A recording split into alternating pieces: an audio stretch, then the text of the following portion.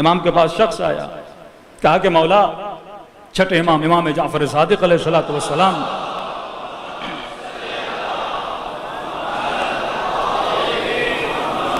مومنین پریشان نہ ہو، میں صرف اشارے دے رہا ہوں تاکہ اگلی مجلس میں انہی موضوعات کو میں نے ربط دے کے ٹچ کرنا ہے۔ کہا کہ مولا میں امام حسین کی زیارت کو جانا چاہتا ہوں، تو مجھے بتائیے ادب زیارت کیا ہے؟ میں مولا سے جا کے ملوں تو کیسے ملوں؟ ملاقات کروں تو کیسے کروں؟ کہ ایک زائر کراچی سے چلا کربلا کی طرف اور یہ پوچھے کہ مولانا آداب زیارت کیا ہے؟ واقعاً 1400 سال کے فاصلے کے بعد امام حسین سے ملنے جا رہا ہوں، تو اس میں تو ایک فائدہ میرا ہے، لیکن جانے کے بعد وہ کون سے وظائف ہیں جو میں امام کے مقابلے میں انجام دوں؟ جس امام نے اتنی قربانی دی، جس امام نے خون دیا، جس امام نے اپنے بچے قربان کیے، اور جس امام کو میں ولی اللہ مانتا ہوں، اس کی زیارت کو جا رہا ہوں تو کیا کروں؟ تو امام نے کچھ اعمال بتائے اور امام نے کچھ عمل بتایا۔ امام نے کہا دیکھ، جب کربلا کی سرزمین میں داخل ہو جاؤ تو 7 مرتبہ یہ ذکر کرو، سبحان اللہ والحمدللہ ولا الہ الا اللہ واللہ اکبر۔ زیارت حسین کی، ذکر خدا کا، یہ سب سے بڑی تہمت جو تشیع پہ لگائی جاتی ہے کہ یہ شرک کی وادی پر ہیں، یہ اللہ کو چھوڑ دیتے ہیں، علیاذ باللہ یہ اہل بیت سے اتنا مانگتے ہیں کہ خدا سے بھی نہیں مانگتے۔ لیکن جب آپ سیرے معصومین کو دیکھتے ہو، وہ سارے اعتراض و سیرے نے دور کر دیے۔ یہ اور بات ہے کہ عوام اگر ان کو فالو نہیں کر رہی، اس میں تشیع کا قصور نہیں ہے۔ وہ عوامی بندے آپ کو سنیوں میں ملیں گے، عوامی بندے ہر فرقے میں ملیں گے، ہمارا تعلق اس عوام کے طبقے سے نہیں ہے، ہمارا تعلق فکر اہل بیت علیہ السلام سے۔ کہ فرمایا جیسے زیارت امام حسین کے لیے جاؤ اور کربلا کی سرزمین پہ پہنچو، پہلے یہ 7 مرتبہ کہو کہ سبحان اللہ والحمدللہ ولا الہ الا اللہ واللہ اکبر۔ کس کا ذکر کرو؟ خدا کا ذکر کرو۔ اس کے بعد 7 مرتبہ کہو لبیک یا داعی اللہ۔ ایک نعرہ ہمارے ہاں بہت مشہور ہے، لیکن وہ نعرہ روائی نعرہ نہیں ہے کہ لبیک یا حسین عراقی مارتے ہیں کہ ہماری مجلسوں میں لگتا ہے۔ جو نعرہ چھٹے امام نے بتایا ہے کہ ہر مومن کو لگانا چاہیے، وہ یہ ہے کہ لبیک یا داعی اللہ، کہ پہلے 7 مرتبہ ذکر خدا کرو، پھر 7 مرتبہ یہ کہو کہ لبیک، مطلب مولا میں آپ کی آواز پہ آواز دے رہا ہوں، لیکن کس لقب سے امام کو بلا رہے ہو؟ لبیک یا داعی اللہ، اے وہ جس نے اللہ کی آواز پہ لبیک کہا۔ ہم حسین کو لبیک کہہ رہے ہیں، حسین نے کس کو لبیک کہا؟ خدا کو لبیک کہا۔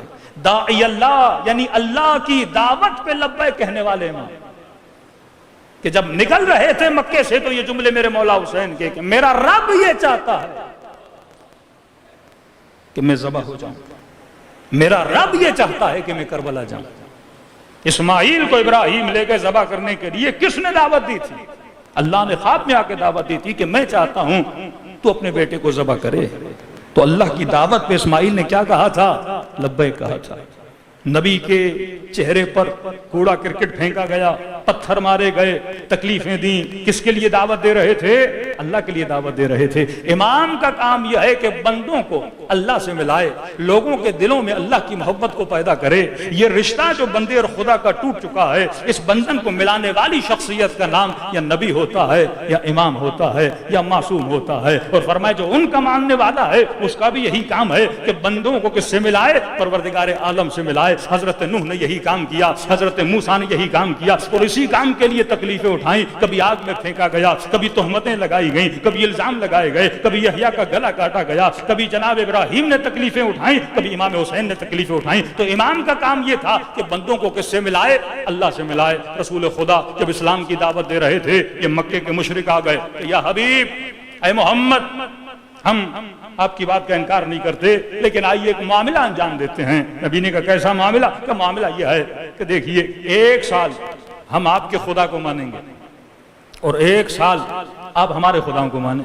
مطلب آدھا ادھر اور آدھا ادھر۔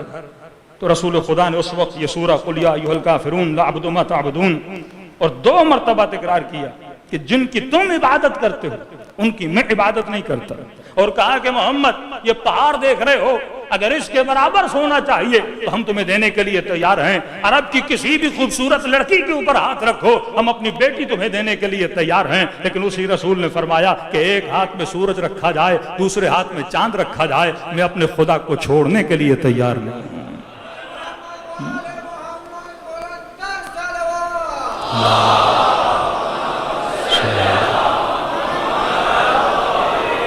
کیونکہ رسول خدا داعی اللہ ہے، اللہ کی طرف دعوت دینے والے ہیں، کوئی چیز ایکسپٹ نہیں کرتے سوائے پروردگار عالم کے، اور انہی رسول کا نواسا حسین ابن علی۔ لالچ دی جا رہی ہے، جو حکومت چاہیے دینے کے لیے تیار ہے، مال چاہیے دینے کے لیے تیار ہے۔ تو آپ کو کربلا میں دو طرح کے لوگ نظر آتے ہیں نا، ایک وہ جو رے کی حکومت کے دانے پہ بکے، ایک وہ جو ابن زیاد کے سونے اور درہم پہ بکے، کچھ وہ جو ابن زیاد کی دھمکیوں پہ بکے، لیکن کچھ وہ تھے کربلا میں جنہوں نے سب کچھ لٹایا لیکن دنیا کے سامنے بکے نہیں، جنہوں نے اگر کسی کی دربار میں خود کو بیچنے کے لیے رکھا تو وہ دربار پروردگار عالم تھی۔ علی نے شب ہجرت بستر پہ خود کو بیچا، حسین نے کربلا کی زمین پر رب کی مرضیوں کے لیے خود کو دے دیا۔ تو یہ کردار تھا۔ فرمایا یہ کیا ہے؟ داعی اللہ ہیں۔ اب اگلے جملے معصوم کے، اس میں 5 پوائنٹ معصوم بتاتے ہیں۔ بہت زیادہ فاصلہ ہے ہمارے درمیان اور امام حسین کے درمیان، یہ جملہ ہر بندہ کہتا ہے اور معصومین نے کہنے کے لیے بولا ہے، لیکن اس کا جواب یہاں پہ آتا ہے کہ یا لیتنا کننا معکم فافوز معکم فوزا عظیما۔ مولا اے کاش میں کربلا میں ہوتا، میں بھی کامیاب ہو جاتا۔ اے کاش میں کربلا میں ہوتا تو پہلے اپنے بازو کٹواتا۔ اے کاش میں کربلا میں ہوتا پہلے یہ تیر اپنے بدن پہ لیتا۔ اے کاش میں کربلا میں ہوتا، اور جس کو ثابت کرنے کے لیے مومن کی قربانیاں اس زمانے میں دیتا ہے، تو یہی جملہ معصوم فرماتے ہیں کہ ہر بندہ کہتا ہے اے کاش میں کربلا میں ہوتا تو یہ کرتا، اے کاش میں کربلا میں ہوتا تو یہ کرتا۔ اب سوال یہ پیدا ہوتا ہے میں تو کربلا میں نہیں تھا لیکن آج تو یہاں پہ موجود ہوں، تو آج حسین ابن علی کے لیے کیا کر سکتا ہوں؟